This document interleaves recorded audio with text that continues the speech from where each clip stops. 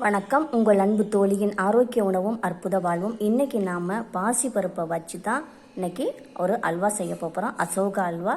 அதுக்கு ஃபஸ்ட்டு நாம் என்ன செய்யலாம் அப்படின்னா, இந்த 3 செம்பருத்தி எடுத்திருக்கேன். இந்த 3 செம்பருத்தியோட எதுலையும் பிச்சிட்டு அதுக்கு நாம் கொஞ்சம் கலர் ரெடி பண்ணிக்கலாம். ஃபஸ்ட்டு நாம் இதை தண்ணியில் கழுவி எடுத்துக்கலாம். அடுத்தது 50 ml தண்ணியில் 1 ஸ்பூன் சுகர் சேர்த்து நல்லா சாயத்தை ரெடி பண்ணிக்கலாம்.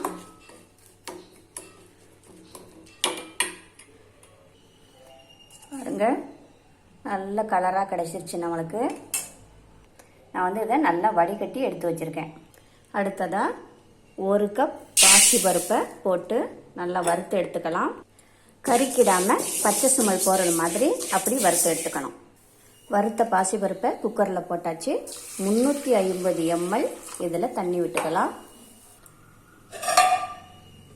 இதை மூடிட்டு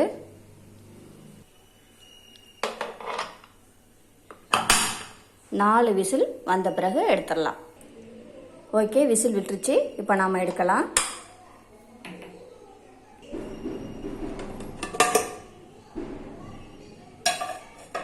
நல்லா சூப்பராக அழகாக வெந்துருச்சு.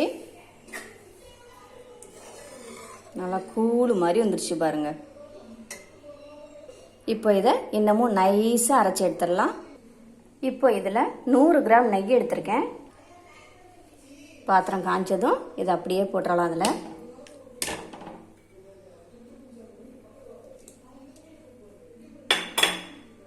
நெய் நல்லா ஹீட் ஆனதும் இதில் 10 முந்திரி உடைச்சி வச்சுருக்கேன், 10 உலர்ந்த திராட்சை எடுத்து வச்சுருக்கேன். இதை இது கூட போட்டு வறுத்து எடுத்துக்கலாம். பாருங்கள், நல்லா அழகாக வறுத்து எடுத்தாச்சு. இப்போ 1.5 ஸ்பூன் கோதுமை மாவு இருக்குது. இதை இதில் போட்டு வறுத்துக்கலாம் பொன்னிறமாக.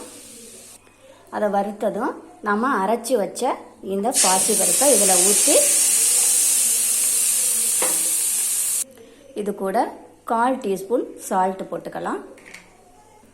நல்லா இதை வதக்கி விடலாம்.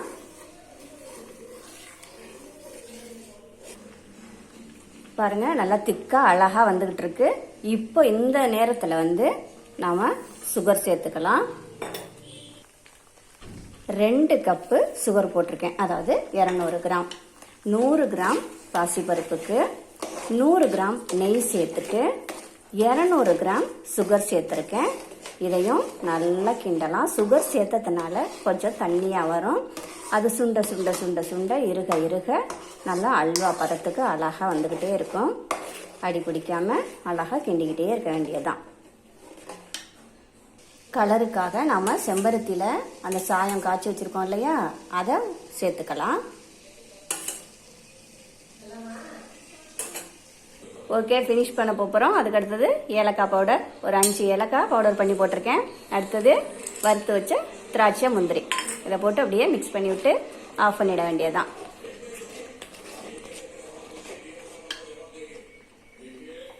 ஃபினிஷ். ஓகே, இப்போ இதோட பயன்களை பார்க்கலாம். இதில் vitamin A, vitamin C, vitamin E, vitamin K, phosphorus, இரும்புச்சத்து, மெக்னீசியம் இவ்வளவும் இருக்குது. அடுத்ததாக இதில் B9 ஃபோலேட்டும் B1 தயமினும் இருக்குது. இது ரொம்ப அதிகமாக இருக்குது. அடுத்தது B2, B5, B6ம் இதில் இருக்குது. இது வந்து சாப்பிட்றதுனால உடலுக்கு அதிக சத்துக்களை கொடுக்கும். ஆரோக்கியமான உணவு இது. இது சாப்பிட்றதுனால கண்களில் உண்டான பிரச்சனைகள் தீரும். பார்வைத்திறன் நிறைய கிடைக்கும். நோய் எதிர்ப்பு சக்தி நிறைய கிடைக்கும். செல்களை பாதுகாக்கும். எலும்புகளையும் பற்களையும் ஸ்ட்ராங்காக வச்சுருக்கோம். இரத்த சோகையை தடுக்கும். ஹீமோகுளோபினை பெருகச் செய்யும். நரம்புகள் தசைகளில் உள்ள பிரச்சனைகளை சரி பண்ணும். பாசிப்பருப்பை பவுடர் பண்ணி கடலை மாவோட கலந்து முகத்திலையும் உடல்லையும் தேய்ச்சி குளிச்சா ஸ்கின்னு பளபளப்பாக இருக்கும். குழந்தைங்களுக்கு பெரியவங்க இந்த பவுடரை உடலில் தேய்ச்சி குளிப்பாட்டுவாங்க. அவ்வளவு ஆரோக்கியமாக ரொம்ப நல்லாயிருக்கும். இந்த ஆரோக்கிய உணவு, இந்த அல்வா உங்களுக்கு பிடித்திருந்தால் லைக் பண்ணுங்கள், ஷேர் பண்ணுங்கள், சப்ஸ்கிரைப் பண்ணுங்கள். மறக்காமல் பக்கத்தில் உள்ள பெல் ஐக்கானை கிளிக் பண்ணுங்கள். நன்றி.